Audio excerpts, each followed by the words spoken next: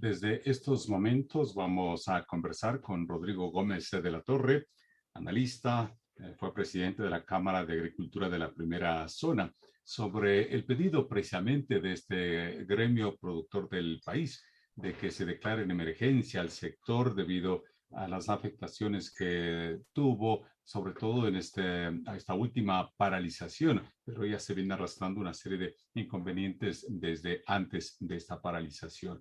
¿Cómo quedó el sector del agro tras esta paralización y cómo se justificaría una emergencia? Y gracias por permitirnos conversar aquí en HCJB Noticias, señor Rodrigo Gómez de la Torre. Le escuchamos, adelante, y le vemos también por el canal de YouTube. Estimado Edwin, buenos días a todos los radioescuchas y quienes nos observan en el canal. A ver, creo que es importante reconocer que la ruralidad es muy distinta a la urbe. Creo que tenemos un proceso de desconexión entre lo que sucede y las dinámicas del día a día, de lo que pasa en lo rural y lo que pasa en las urbes. Y estas rupturas se van incrementando cada vez más. Esto obviamente no justifica bajo ningún concepto que nadie con ningún justificativo pueda dedicarse a dañar vías, a impedirle el paso, a dañar bienes públicos y bienes privados, a ningún concepto. El paro nacional, al igual que en el año 2019, causó muchísimo daño. Probablemente en este año causó mucho más daño a lo rural que a lo urbano, como fue en el 19. Ahora se dañó productos, hubo que botar productos porque no se pueden conservar. Muchas veces nos reclaman a los productores de leche el tema, ¿por qué no sale a regalar? La respuesta es muy sencilla, porque no podemos salir, punto. No podemos salir a nada. No podemos hacer quesos porque nuestro trabajo nos permite hacer quesos en 40, 50 litros, pero cuando vemos producciones de 500, 800, 1000 litros diarios, eso ya requiere una infraestructura importante. Las hortalizas que no pueden salir al mercado se terminan dañando. En el caso de las flores y el brócoli, que ya son procesos más industrializados, más bien vimos ataques casi me atrevería a decir hasta con odio a quienes generan empleo. Y por el otro lado decimos es que queremos crear empleo en el agro. Entonces creo que el sector ha sido muy golpeado no solamente en lo económico, ha sido golpeado en lo económico, en la infraestructura, ha sido golpeado en la confianza de quienes creen y quienes creemos en el Ecuador y quienes tratamos de hacer gestión para el desarrollo del sector agroproductivo, agroindustrial y el desarrollo rural del país. Porque para rematar, otro de los sectores muy golpeado en la ruralidad también ha sido el sector turístico, que ya fue golpeado en el 19, el 20 fue como para ponerlo en terapia intensiva, y cuando medio quiere salir de la terapia intensiva de la pandemia, le cortan las líneas de oxígeno. Entonces yo sí creo, y esto es un llamamiento al diálogo, llamamiento a la cordura, porque estamos en el día 86. No nos olvidemos que el señor Issa nos ha planteado que 90 días le da al gobierno para solucionar todos los problemas, inclusive problemas estructurales que tienen décadas. ¿Y qué viene después? Entonces yo sí ya hago un llamamiento a la cordura y me ratifico en esa palabra para que entender que los procesos tienen que ser paulatinos. No podemos seguir destruyendo el país bajo ningún pretexto o concepto y menos aún viéndose tras intereses particulares que se ponen a nombre de una o en este caso 3 organizaciones.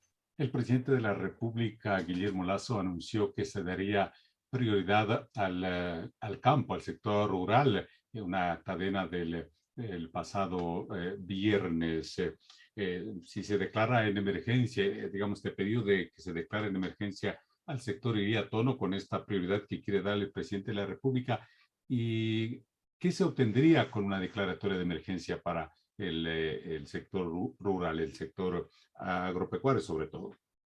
A ver, yo le plantearía, y yo en esto regreso a lo mencionado. El presidente igual habló de lo agrícola y de lo rural. Lo agrícola es un componente de la ruralidad, no es el 100%. Hay un desarrollo rural mucho más allá de lo agrícola. Uno. Dos, la declaratoria de emergencia lo que permite es la liberación de fondos más ágilmente dentro del Estado. Pero esa es una liberación de fondos que de igual manera será temporal. Bajo ningún concepto se podrán liberar fondos permanentemente. Entonces, creo que es importante más bien apuntar que podría darse una declaratoria, si es que así lo decide el presidente, pero que es fundamental más bien entrar en planes de desarrollo de corto, mediano y largo plazo. Uno de los ejes fundamentales que se requiere, no necesitamos declaratoria de emergencia. Necesitamos romper un poco el mito de la forma de entregar créditos. El crédito es necesario. El crédito individual de bajo monto, a través del decreto ejecutivo 456, desde 5,000 lo subieron a $20,000. No son créditos de desarrollo productivo, son créditos de liquidez. Indistinto para el que sea pequeño productor, mediano productor o grande productor. Si alguien está en un cultivo de papas, por ejemplo, la siembra de 1 hectárea de papas bordea con los nuevos costos de fertilizante algo más de $5,000. Entonces, con $5,000, que es el crédito total que se tenía, podremos sembrar 1 hectárea de papas y que a la vuelta de 6 meses ya hay que cosechar y volver a seguir trabajando la tierra. Más bien lo que nosotros venimos hablando y venimos planteando desde hace varios meses es trabajemos en una forma crediticia diferente, crédito asociativo y o cooperativo para cooperativas, en donde el crédito de largo plazo que es necesario se lo vea para una asociación. ¿Cuál es el problema actual? Le ponen el crédito a la asociación, pero lo responsabilizan al presidente de la asociación. Entonces nadie quiere hacerse responsable por todo el grupo de amigos o todo el grupo de asociados o cooperados. Lo lógico es que el crédito vaya a la asociación como ente asociativo en función de un proyecto productivo. Y me explico más ampliamente el tema de la papa. Si yo le propongo a Edwin y le digo, Edwin, mi proyecto es este, ya no es sembrar papa para cosechar en 6 meses. Mi proyecto es, este grupo de gente vamos a sembrar papa de forma escalonada, vamos a implementar un sistema de riego que me permita tener la papa permanentemente a lo largo de los 12 meses del año, vamos a hacer un centro de acopio, clasificación y le ponemos una marca. Entonces, esta asociación del saco gris ya va tomando forma no solamente hacia siembra, cosecha, sino hacia el proyecto de producción de papa con una visión a no menos de 5 años plazo. ¿Y quién quita la posibilidad de que como ya vamos a tener una marca estructurada que va a salir al mercado, primero nos comimos al intermediario, se acabó el intermediario, porque ya somos nosotros dueños de nuestro destino. Segundo, ya no estamos apuntándole a una siembra, ya estamos hablando de 60 siembras en grupo asociativo. Somos más eficientes en el manejo de maquinaria y equipo, somos más eficientes en la compra de insumos, generamos economías de escala para vender en volumen y resulta que ya probablemente en 2, 3, 4 años con el proyecto funcionando, no, dejamos de vender papa y comenzamos a procesar otros productos, otros subproductos de la papa, donde puede estar desde la papa frita, la más básica que se me ocurre, papa congelada, hasta elaborados de harina, purés de papas en hojuelas, vodka u otros productos que apunten ya no solamente a abastecimiento del mercado local, sino también el mercado internacional.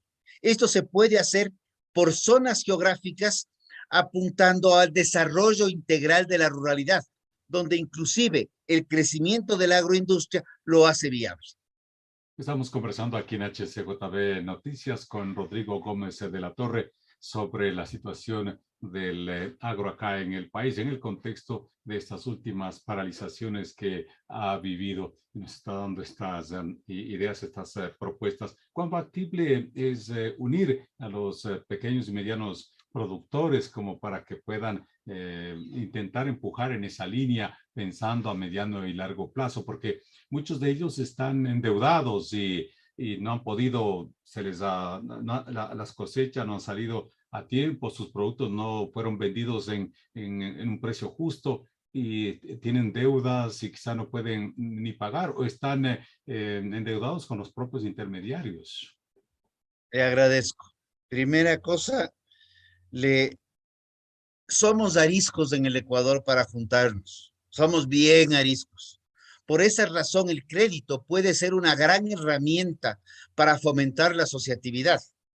Y por eso es que lo venimos planteando, no como crédito por crédito, sino como crédito, como una herramienta clara de fomento de asociatividad y de integración de cadenas de valor, de los eslabones de las cadenas de valor, productores, acopios, transportes, industria, comercio, ¿ya? Que es lo que mencionaba, tener una marca para llegar a consumidor final.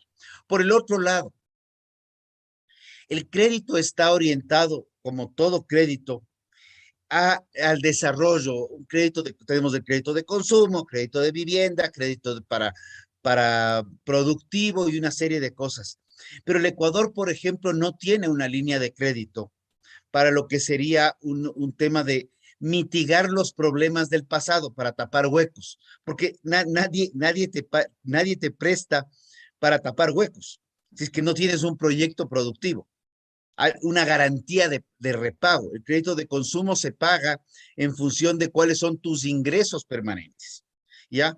Entonces, aquí también se podría plantear quienes han perdido, están agobiados por cuentas pendientes, buscar una herramienta en la cual un componente del crédito pueda ser, enceremos y extendamos un poco el plazo para que salgas del aprieto, pero que salgas del aprieto de una forma sostenida y sostenible. Porque muchas veces se sacan créditos para pagar créditos y lo que se termina haciendo es una cadena de huecos, que es donde uno tapa un hueco abriendo otro. Entonces, ese es otro concepto que también debe ser analizado en materia crediticia, porque la realidad rural es que se vive tapando huecos. Se vive tapando huecos a través de demoras en pago a proveedores. Las industrias también a veces se demoran en pagar, la cadena de pagos está rota. Entonces, es un proceso que hay que irlo analizando detenidamente. Yo no me enfoco en esto porque el sector financiero, obviamente, cuando oye un crédito para tapar huecos, se eriza se le eriza la piel, pero sí creo que es importante que hay que analizarlo y buscarle soluciones de mediano o largo plazo al país. ¿Cómo Porque podría, muchas veces el trabajo del agro no es un trabajo de corto plazo, es precisamente las inversiones que se requieren son de largo plazo. cómo podría participar y contribuir la cooperación internacional, por ejemplo, en unas propuestas como estas? A ver, la cooperación internacional muchas veces se ha enfocado en lo que tiene que ver con entregar recursos para desarrollo, ¿ya? Ya no me acuerdo cuántos años atrás, pero son muchos años atrás, existía una fundación que era Fundagro. Fundagro descubrió que uno de los mayores problemas que se tenía desde la cooperación internacional era justamente que se entregaban recursos con fondos no reembolsables. Fondos no reembolsables que como tal no se les veía la necesidad de generar el recurso para pagarlo. El productor del agro a veces se demora, pero paga, ¿ya? Fundagro comenzó a crear fondos reembolsables, en donde al final del día eran con tasas muy bajas y era interesante porque en lugar de, por ejemplo, entregar los fondos para las siembras, entregaban los fondos para tener un muy buen sitio de abastecimiento de insumos, un almacén de insumos agropecuarios, pero que tenían que pagarse, no al 100%, sino en un porcentaje. Y comenzó a crear desarrollo a través también de entregar responsabilidades. No es que quiera meterme con la Biblia, pero el tema sí es un asunto, no hay que regalar pescado, hay que enseñar a pescar. Y lamentablemente en el Ecuador nos hemos acostumbrado a que hay que regalar. Entonces todo el mundo pide el subsidio, el regalo, el kit, la donación, sea esto desde públicos, privados, que al final del día las organizaciones internacionales son fondos privados, pero que nacen a través de entidades privadas, pero no estamos enseñando a pescar. Y entonces salimos de un hueco y caemos en el siguiente.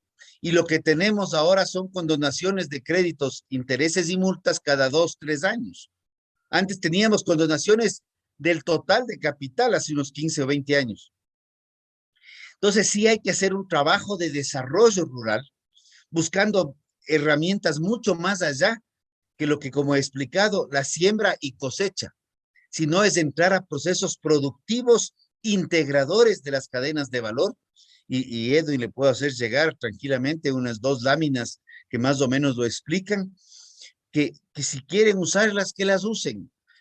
No, aquí la intención es desarrollemos el sector rural, no solamente viendo el agro, sino desarrollémoslo de manera integral.